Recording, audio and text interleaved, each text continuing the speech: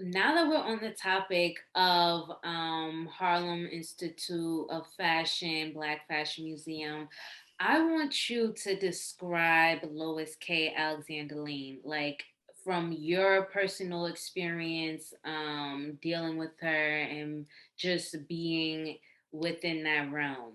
I first met her, it was like somebody you already knew. She was like a distant relative, a family member. She was very warm. Um, she was very soft spoken, and at the same time, she was very no nonsense. You did not play with her. Mm. She was Miss Alexander. She was not Lois to anyone. Wow.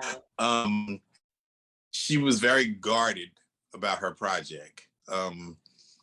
It was a lot of young folks that she was giving us our first opportunities um, of fame.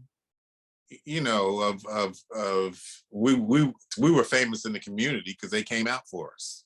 They came out in droves to support us, right?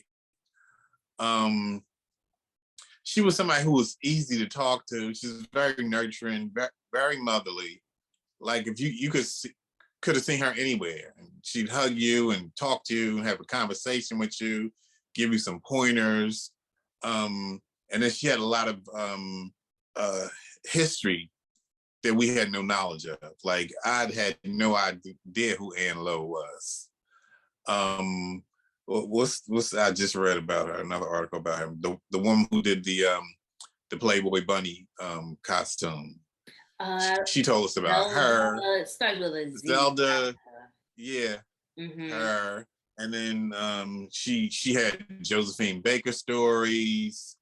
She had an abundance of knowledge as far as what Black folks was doing in Mm-hmm. the realm of fashion, right?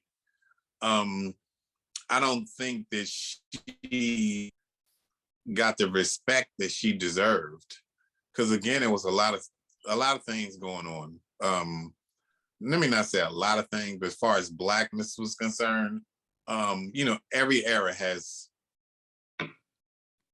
their prime folk fashion is concerned. Same anymore. But she getting back to Miss Alexander, she I think now with this show and out show, and Solio is proposing to take it on the road.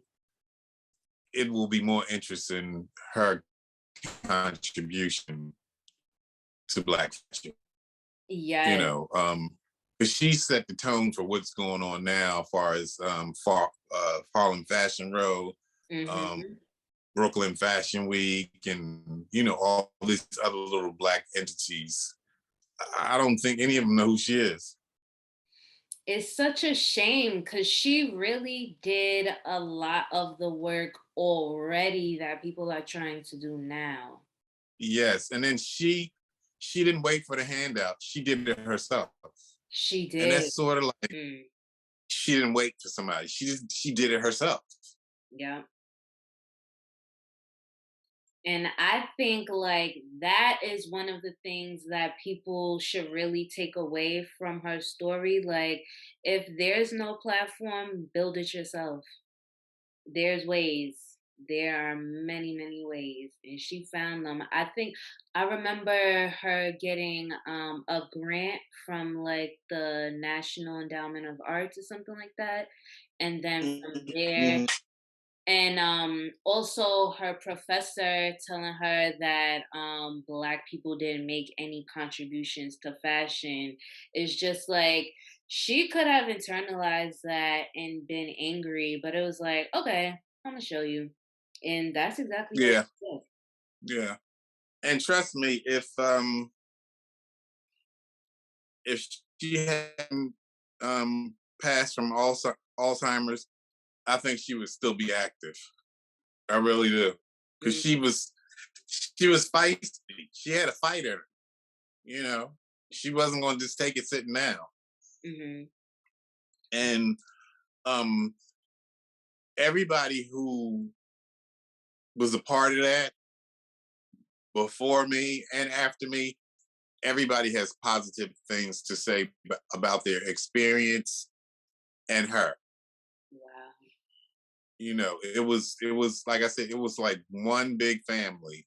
No shade, no cattiness. It was none of that. We came to perform and we came to do what we did and be at our best. Because it was about us being the best that we could be for ourselves and for her and for the community. Mhm.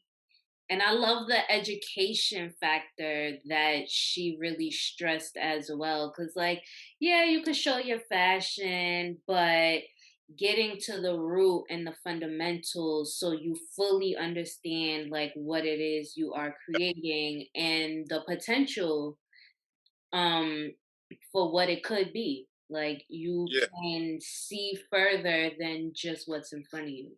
Hmm. Very much so.